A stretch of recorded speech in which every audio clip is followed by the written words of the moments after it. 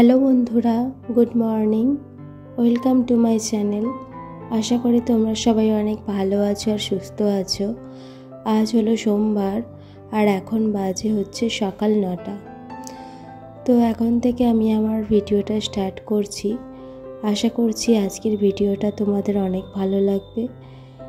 আর এই যে দেখতেই পাচ্ছ যে আমাদের উঠানে আর কি এই জবা গাছটায় আজকে অনেকগুলো বেশ ফুল ফুটেছে, তাই ফুলগুলো তোলার আগে আর কি তোমাদের সঙ্গে একবার শেয়ার করলাম।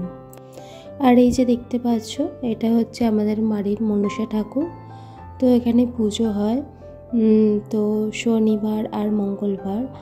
তো তোমাদের সকলের বাড়িতেই হয়তো আছে, তো এখনও যদিও বা ওটা আর কি পরিষ্কার করা হয়নি। এই যে দেখো, তারপর আর কি সকালে টিফিন খেয়ে চলে গিয়েছিলাম আর কি বাজারে। তো কিছু বাজার রয়েছে কিন্তু কিছু জিনিস আর কি ছিল না, তাই আর কি গিয়েছিলাম। আর সামনে থেকে টুকটাক জিনিস কেনা হয়, কিন্তু প্রতিদিনের সারা সপ্তাহ তো অনেকই সবজি লাগে, তাই না বলো? কিন্তু পাড়া থেকে করলে কি হয় বলো তো, দামটা একটু বেশি পড়ে। আর সেই জন্য চেষ্টা করি যে সপ্তাহে একদিন আর কি বাজার থেকে গিয়ে বাজার করে আনা। আর সেখানে দেখবে যেরকম টাটকা শাক সবজিও পাওয়া যায় আর দামটাও একটু হলেও কম হয়, তাই না?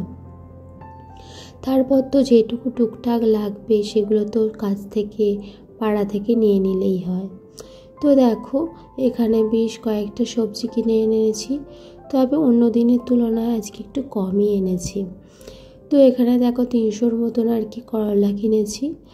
আর আমার যে হাতে যে প্লাস্টিকটা দেখলে ওর মধ্যে রয়েছে লাল তেঁতুলটা। কালো যে তেঁতুলটা ওটা না, এটা আর কি লাল রঙের যে তেঁতুলটা হয় ওটা। ওই যে টমেটো 1 কিলো, পেঁপে 1 কিলো, বেগুন 1 কিলো, আদা রসুন, তারপরে এখানে আছে 2.5 কিলোর মতো পেঁয়াজ, আর ওদিকে রয়েছে 6 কিলো আলু। এই যে সারা সপ্তাহ মোটামুটি আলু পেঁয়াজ আর টমেটো এইগুলোর কথা অন্তত চিন্তা করতে হবে না। আর শাক বলো, শাকের ব্যাপারটা আর কি পাড়া থেকেই কেনা হয়, কারণ শাক বেশি দিন তো রাখা যায় না, সেই জন্য আর কি। তাই টাটকা কিনে আনা হয় আর সেদিনে আর কি রান্না হয়ে যায়। এই যে দেখতে পাচ্ছ, বাবা আর কি বলছিল যে আমার শেভিংটা অনেক দিন হয়নি, তো আমাকে একটু করে দে। তো মাঝখানে মা একদিন করে দিয়েছিল, তো অনেকটা আর কি কেটে গিয়েছিল। মা যেহেতু ভালোভাবে পারে না, অভ্যস্ত নয় আর কি, তো অনেকটা ব্লিডিং হয়েছিল। এই যে তাই আর কি আমি আর কি শেভিং করে দিই বাবাকে। তো শেভিং করার পর বাবাকে বললাম যে তুমি একটু হাঁটাচলা করো, বারান্দার মধ্যে ঘোরাফেরা করো। আর আমি চলে এসেছি আর কি হাজব্যান্ডের জামা কাপড়গুলো কেচে দিতে। আর কালকে জানো বিশাল বড় একটা গন্ডগোল করেছি। সেটা হলো আমার সোয়েটার বলো, টুপি বলো, এই সমস্ত অনেক কিছু জিনিস আর কি শীতের জামা কাপড় বালতির মধ্যে ভিজিয়ে রেখেছি, কিন্তু জানো তো কাচবো, কেচে যে মেলে দেবো ওটা আমার আর মনে নেই জানো তো। কারণ রবিবার ছিল, সকালবেলা ভিজিয়ে দিয়েছিলাম, পাখির কাজ করছিলাম। তারপর আর এদিকে আমার একটুও মনে নেই। তারপর বঞ্জি এসেছিল, ওখানে একটু ঘুরতে গেছিলাম, রান্না বান্নার কাজে এত ব্যস্ত হয়ে গেছি যে পুরো ভুলে গেছি। দেখি তখন দুপুর 3টের সময় আর কি মনে পড়ছে। ওই যে তখন আবার কেচে ধুয়ে শুকনো করতে দিলাম। আর আজকে সকালবেলা উঠে আর কি সেই কাঁচা জামা কাপড়গুলো মেলে দিলাম আবার ছাদে। তো টুকটাক আর কি কাঁচা ছিল, সেগুলোই আর কি হাজব্যান্ডেরই জিনিস, ওগুলো কেচে আর কি মেলে দিয়ে তোমরা তো দেখলেই এসেছি আর কি ঘর ঝাড় দিতে। আর এই যে এটা দেখতে পাচ্ছ, এটা কিন্তু সেই নারকেল কাঠির ঝাঁটা যেটা বলে সেটাই আর কি। তো ঝাড়ুটা আর কি এই কয়েকদিন বা কয়েক মাস বলতে পারো ইউজ করা হচ্ছে না।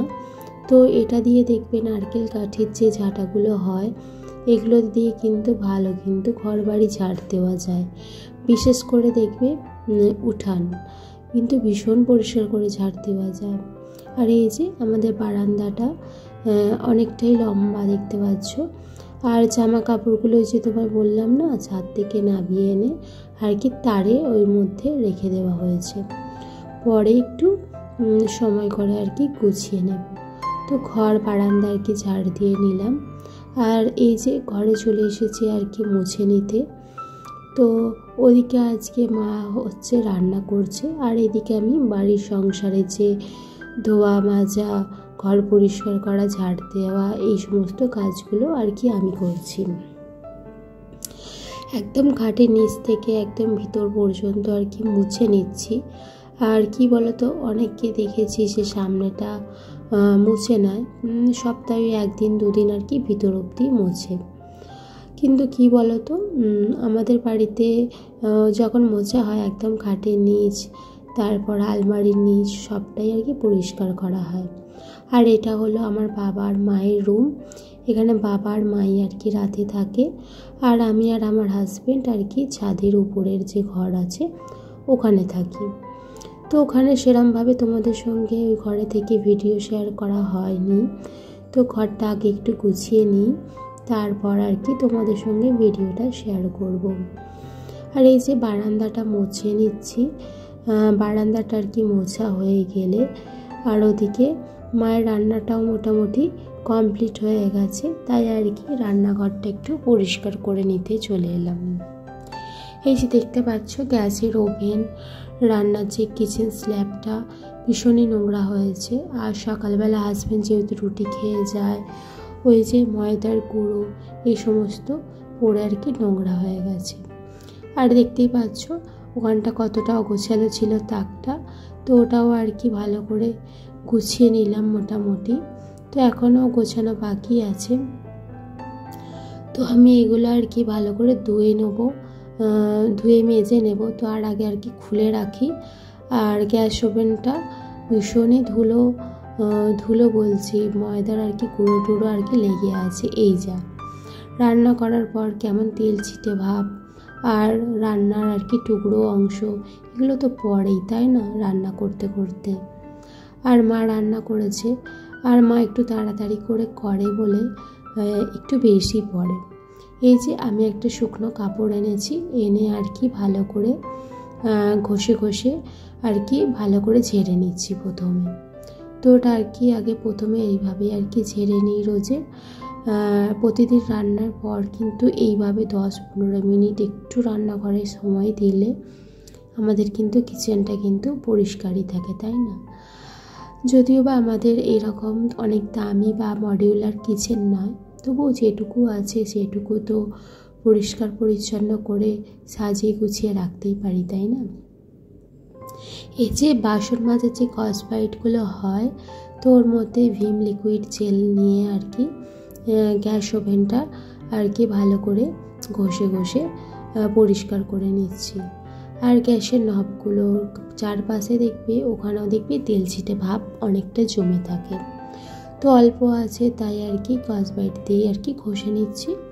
বেশি থাকলে যে আমরা সেই টুথব্রাশ যে ব্যবহার করি, যে পাতিল যে ব্রাশগুলো হয় না, ওইগুলো দিয়ে কিন্তু ঘষে নিলে কিন্তু বেশ ভালো পরিষ্কার হয়ে যায়।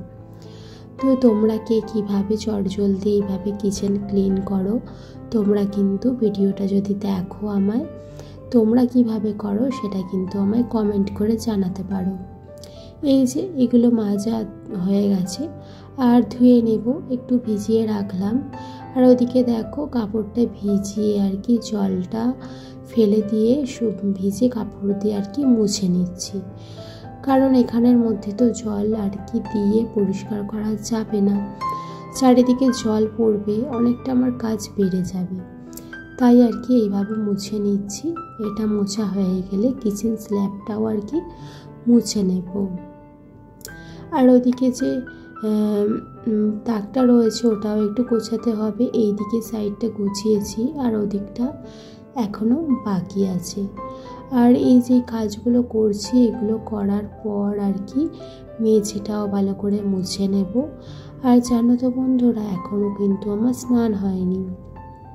এখন প্রায় 1:15 মতো বাজে। তো রান্না হয়ে গেছে, তাই ভাবলাম যে এই কাজটা আগে করে নিই, 10-15 মিনিটের মধ্যে হয়ে যাবে। তারপর আর কি স্নানটা করে নেব। সেই জন্যই আর কি। তারপর দেখো কাপড়টা কিন্তু ভিজিয়ে আমি আবার কিন্তু শুকনো শুকনো করে জলটা আর কি বের করে আবার কিন্তু মুছে নিলাম। ফলে কি বলো তো, সাবানের দাগ, জলের দাগ কিছুই কিন্তু আর গ্যাস ওভেনে থাকবে না। আর বাকি যে কিচেন স্ল্যাবটা রয়েছে ওটাও ভালো করে মুছে পরিষ্কার করে নিলাম। আর এটাও কিন্তু আমি সার্ফ দিয়ে ভালো করে ধুয়ে নিয়েছিলাম। এই যে রান্নার পর যে সাঁড়াশিটা আমরা ইউজ করি ওটাও দেখবে তেল ছিটে ভাব থাকে, তো ওটাও রান্নার পর ভালো করে ধুয়ে মেজে রেখে দিই। এই যে এগুলো আর কি ভালো করে ধুয়ে আর কি উপর করে রেখে দেব।